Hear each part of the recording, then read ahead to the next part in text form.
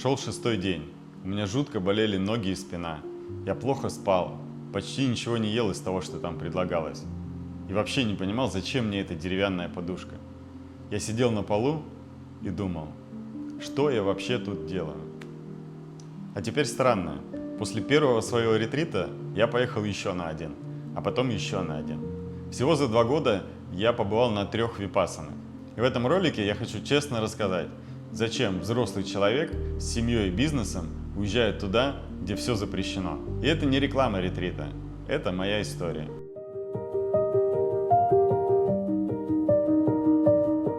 Моя 3-я история о поездке на випассану начинается тут, дома в Хуахине, где я уже давно живу. И в ней был отдельный, почти детский кайф. Я впервые за 8 лет вылетал из нашего аэропорта.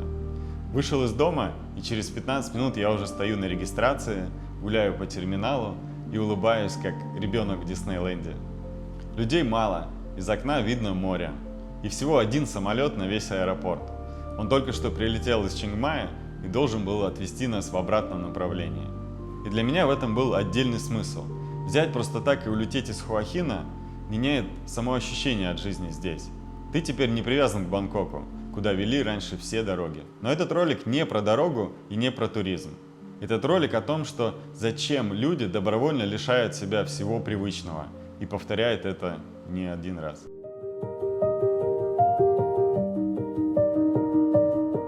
Расскажу момент с 3-го ретрита. Он лучше всего объясняет, что такое випассана. Я познакомился там с молодым канадцем. Ему был 21 год. Мы познакомились еще в отеле перед ретритом. И я ему рассказал, что это моя уже 3-я випассана, а он, что идет на 1-ю и хочет после учебы разобраться, что ему делать с его жизнью. Вообще на випассане говорить запрещено. И я обычно очень строго следую этому правилу. Да и помолчать мне, честно говоря, в кайф, потому что в обычной своей жизни я очень много разговариваю. А он подошел ко мне однажды и почти с каким-то возмущением спросил, как тебе вообще в голову пришло приехать сюда в 3-й раз? Я сюда приехал подумать о жизни, а учитель каждый день мне говорит, не думай, а наблюдай. И это, пожалуй, лучшее определение, которое я слышал. Ты едешь на ретрит думать, а тебя учат видеть, как ты думаешь. Звучит просто, но на деле мозг сопротивляется так, как будто ты отбираешь у него последнюю игрушку. Как именно, я понял еще на 1-м своем ретрите. С него и начну.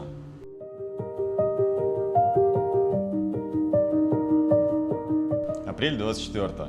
Моя 1-я випассана в монастыре Суан-Мок на юге Таиланда. Иностранцы со всего мира приезжают туда каждый месяц аж с 1986 года. Получается, мы с этим ретритом 1 года рождения. Где-то в Таиланде почти всю мою жизнь люди каждый месяц приезжали, сдавали телефоны и молчали по 10 дней. А я узнал об этом только когда сам дорос. Подкупила простота, никакой переписки и подтверждений. Приезжаешь за день, регистрируешься лично и будь готов к серьезному ретриту. Я приехал, но реальность оказалась суровее, чем я ожидал. На входе я сдал телефон и часы, и в общем все, что меня связывало с внешним миром. Говорить было нельзя, читать и писать, выходить за территорию тоже. Никакого алкоголя, сигарет и полное воздержание. В общем, все веселое было запрещено. И это было не издевательство, за нами не ходил монастырский охранник. Можно было нарушать все, что угодно. Но обманывая ретрит, ты обманываешь себя в первую очередь. И тогда я понял, почему эти жесткие ограничения все-таки работают. Потому что если бы через дорогу был 7-Eleven, и туда можно было выйти на 5 минут, весь день бы строился вокруг этих 5 минут. Ты сидишь такой на медитации, а мозг тебе подкидывает булочку, онигири, и все, медитация закончилась. Условия были максимально спартанские. Бетонная коробка, в ней бетонная лежанка, на ней фанера, циновка и та самая деревянная подушка, которой я поначалу вообще не понимал, как пользоваться. Душа в обычном понимании тоже не было. Это был бетонный чан с миской, которой я обливался. И в какой-то момент я даже начал получать от этого какое-то странное удовольствие, потому что жизнь стала предельно простой. Еда для меня была отдельным испытанием. 2 раза в день, вегетарианская, без ужина.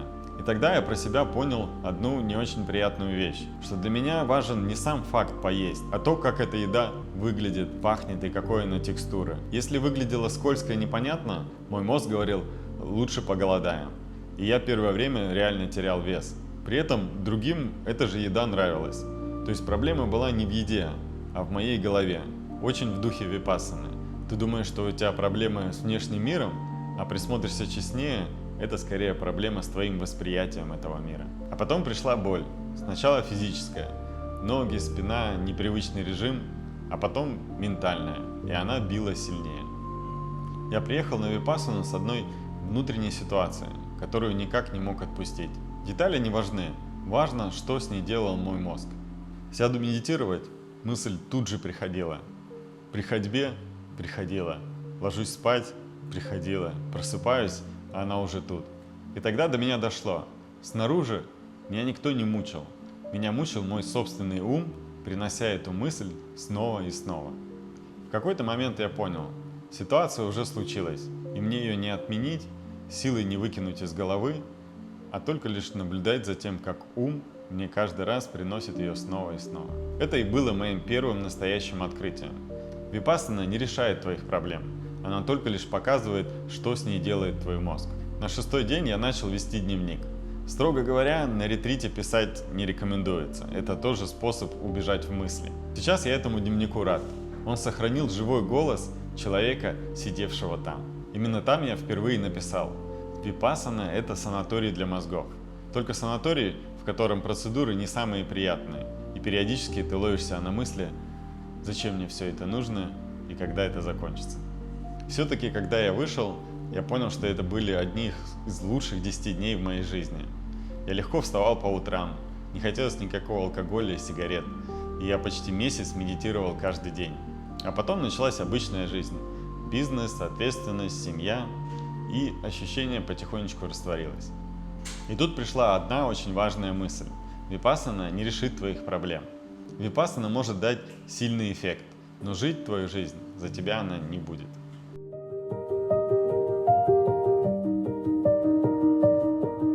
После первой я пообещал себе возвращаться каждые полгода. Эффект был настолько мощный. Но жизнь сказала: сначала работа, семья, клиенты, высокий сезон. И вместо 6 месяцев я поехал почти через год, в феврале 25-го, в Дипабхаван, который находится на Самуи. После первого ретрита мне не хватило понимания.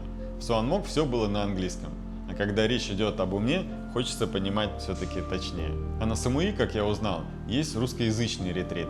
Если первая випассана была больше про тело, то вторая больше про понимание. Главной фигурой там стал Аджан Хуберт, русскоговорящий монах с магическим польским акцентом. Один из самых мудрых учителей, которых я встречал. Он мог говорить о серьезных вещах, а потом вкрутить какую-то шутку, от которой смеялся весь зал. И чувствовалось, что он рассказывает не выученный текст, а он сам это прожил, и теперь рассказывает нам простыми словами. Условия на Самуи были мягче. Деревянные помещения, матрасы, потрясающий вид на бухту, горы. После бетонной лежанки это казалось курортом. Но курортом, в котором ты все равно молчишь и живешь по расписанию. И там я заметил любопытный контраст.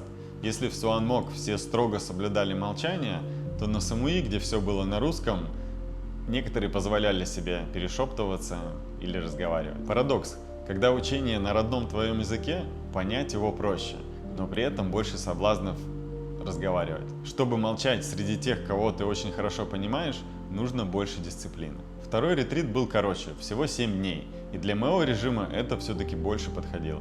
Человеку с семьей и бизнесом исчезнуть на 10 дней сложнее, а 7 это уже звучит проще. В конце ретрита был круг, в котором все делились своими впечатлениями и пережитым опытом. И меня удивило, что многие рассказывали, что это их не первый ретрит, а уже 3-й, 5-й, а у некоторых и 15-й. И я тогда понял, вот это вот дальновидные люди. Они понимают, что нужно обслуживать не только тело, но и мозг. Мы же не удивляемся, когда человек ходит в спортзал или к стоматологу. А когда человек уезжает на 10 дней поработать своей головой, некоторые крутят у виска. Хотя, может быть, как раз-таки у него все и в порядке. Но главный вывод после второго ретрита был такой: нельзя получить первый эффект дважды. После первого было ощущение взрыва и новой частоты. После второго все спокойнее, проще и мягче. Не потому, что второй ретрит был хуже, а потому что я скорее уже понимал, какого эффекта ждать, и слишком быстро нырнул в работу. Випассана дает тебе инструмент, а пользоваться или нет, решаешь ты сам. И я понял, что если поеду в 3-й раз, то я не хочу повторять старое, а увидеть что-то новое.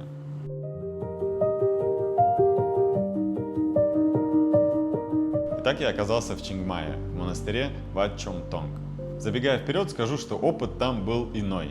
И дело даже не в религии, а в том отношении к дисциплине, который там был. На первых 2 ретритах меня вело расписание. Прозвучал гонг – пошел. Все встали, и ты встал. Самодисциплина нужна, но внешняя структура очень помогает.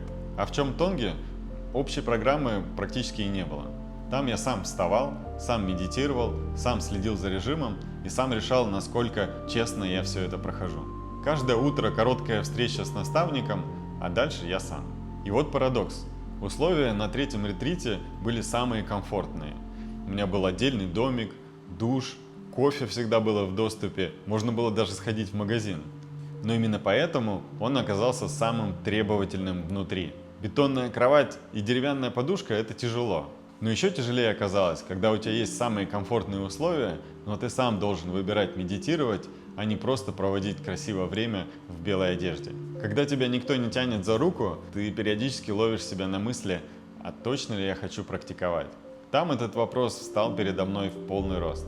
До этого в голове у меня сидела идея, что главная вершина медитации – это остановить мысль.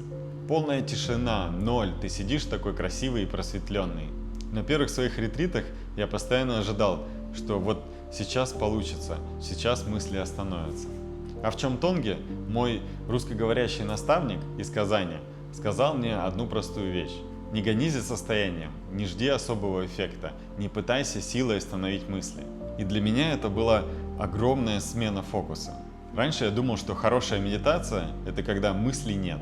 А оказалось важнее не то, чтобы их не было, а чтобы ты заметил, когда они появились. Мысль, боль, раздражение, желание уйти.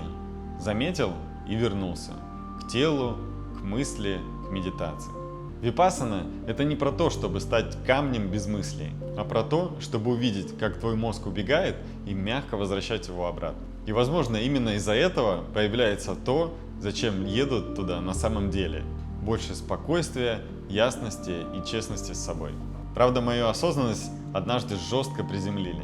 Иду я, созерцаю вечность, а внизу прилетает порция абсолютного хаоса. В мою ногу впивается мелкий местный обитатель.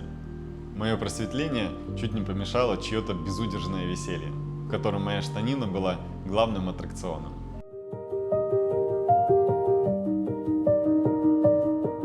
Если собрать общий вывод из 3 ретритов, то первый научил меня видеть свой ум через тело, второй дал понимание на родном языке, третий снял с меня погоню за правильным состоянием. Но скажу честно, и это важнее всех остальных инсайтов. Я не зову тебя на випассану. Я хочу напомнить, что туда нужно ехать только если у тебя есть настоящий запрос. Если запроса нет, то ты будешь страдать, злиться и считать дни до конца. И в этом нет ничего плохого. Это лишь означает, что прямо сейчас тебе туда не надо. А я после первого ретрита поехал еще, а потом и еще. И скорее всего поеду туда снова. Не за просветлением и счастьем, а за тем, что это работает как обслуживание головы. Не самое приятное, но мне лично нужно. А если тебе откликнулась история, поставь лайк и подпишись. Ну а если есть сомнения перед випассаной, ты планируешь туда поехать, пиши в комментариях, обсудим вместе. Пока, до встречи. Да? Блин, да все нормально. Это жить. Мы добьем. У нас получится. Так. Отстой, ну я хороший, я только сложил там все. Ты опять это все порушил. Я каждую фразу заканчиваю вот на этом, на руке вот такой. Я вот если бы я от себя играл, от себя тяну порол. Импровизация, никакой импровизации.